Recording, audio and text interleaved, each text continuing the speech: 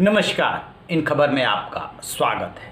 समाजवादी चेतना के प्रबुद्ध नेता रघुवंश प्रसाद सिंह उर्फ रघुवंश बाबू अपने बीच नहीं रहे। यूं तो उनका लंबा राजनीतिक सफ़र है 1977 से और पहले से शुरू होता है 73-74 से। लेकिन इतने लंबे राजनीतिक सफ़र में उन्होंने जो सबसे बड़ा काम किया था मजदूरों और किसानों के लिए, वो था मनरेगा।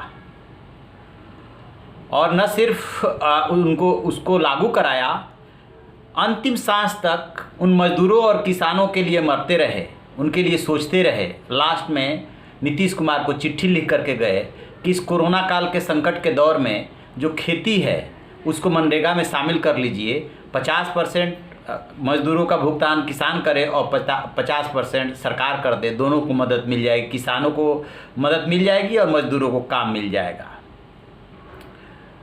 तो हमेशा वो मजदूर किसान के लिए सोचते रहे, बहुत सीधे सपाट रहे। पहनावा ओढ़ावा खाना पीना, कहा जाता है कि भूजा खा करके सो जाते थे। करियर के शुरुआती दिनों में वो मैथ के लेक्चरर रहे सीतामढ़ी में गोयनका कॉलेज में, और मैथ में ही उन्होंने पीएचडी किया था। 4-5 साल उन्होंने पढ़ाया था। इसके बाद 1977 में छात्र आंदोलन से वो भी पैदा हुए और पहला ही विधानसभा का चुनाव वो जीते, और पहला ही चुनाव जीतने के बाद मंत्री बने थे। इसके बाद वहाँ से उनके लालू भी उसी आंदोलन के देन थे। सब नीतीश कुमार सब उसी आंदोलन से निकले थे। रामविलास पासवान थोड़ा सीनियर थे, लेकिन सब उसी आंदोलन से चर्चित हुए और निकले थे।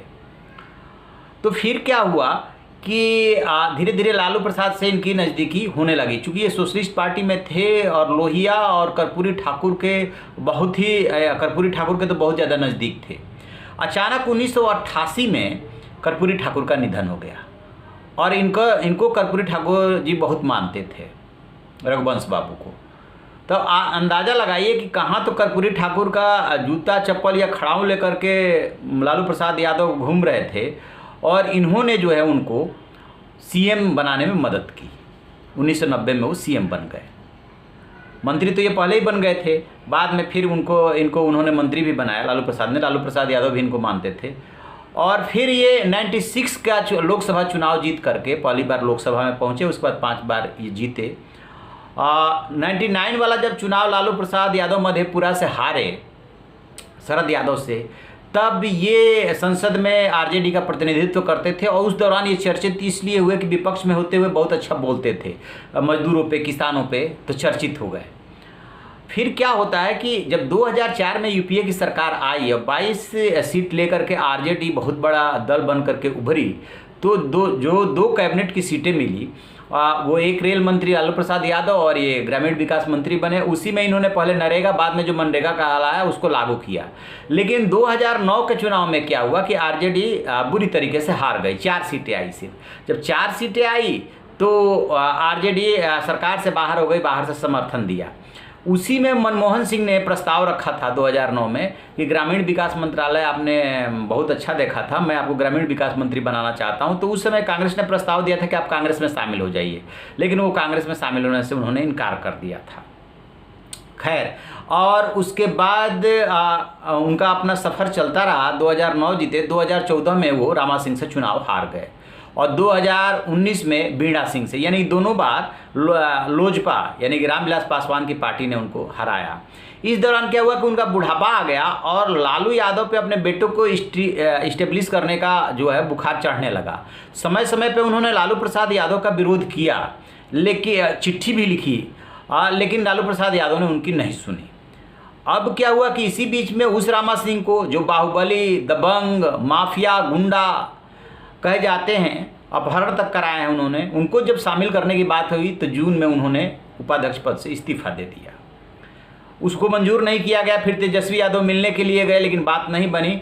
अब वो डेथ से 2 दिन पहले जो उन्होंने चिट्ठी लिखी, 3-4 चिट्ठियाँ लिखी है उन्होंने। उसमें एक तो लालू प्रसाद यादव को संबोधित करके चिट्ठी लिखी उन्होंने कि अब मैं और आपके साथ नहीं रह सकता, कर्पूरी ठाकुर के बाद मैं आपके पीठ के पीछे खड़ा रहा और क्षमा कीजिए टाइप का कार्यकर्ताओं से, और उसके बाद वो विदाई ले लिए। फिर उन्होंने नीतीश कुमार को चिट्ठी लिखी। 3 काम के लिए उन्होंने बोला कि वैशाली गणराज्य रहा है सबसे पहला, वहाँ पे झंडा फहराने की व्यवस्था कीजिए, मनरेगा खेती किसानी को उसमें शामिल कर लीजिए, और ये कुछ उन्होंने उनको सुझाव दिए, और महात्मा बुद्ध के भिक्षा पात्र को अफगानिस्तान से लाने की बात की।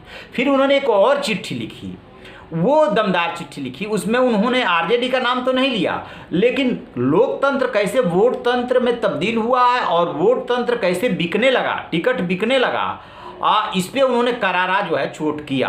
और सबसे बड़ा चोट उन्होंने ये किया कि महात्मा गांधी, जयप्रकाश नारायण, डॉक्टर लोहिया, कर्पूरी ठाकुर, अंबेडकर की जगह पे एक ही परिवार के 5-5 लोगों के जो है फोटो लगने लगे।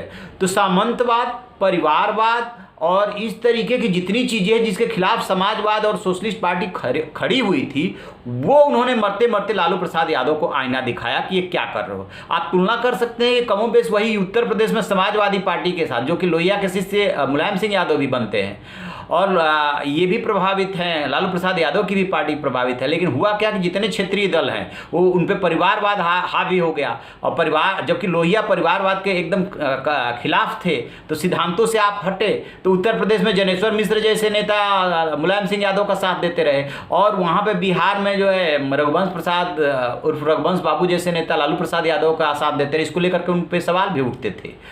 अब वो जाते जाते लालू प्रसाद को ये आईना दिखा गए। ठीक है कि लालू प्रसाद यादव ने उनके प्रति सम्मान दिखाया कि उनका रेजिग्नेशन मंजूर नहीं किया और कहा कि हम रघुवंश बाबू आपसे बात करेंगे, इतना समझ लीजिए कि आप कहीं नहीं जा रहे हैं। बाद में उन्होंने ट्वीट किया कि अभी तो 2 दिन पहले ही आपसे बात हुई थी, चिट्ठी मैंने लिखी थी और आप इतनी दूर चले गए।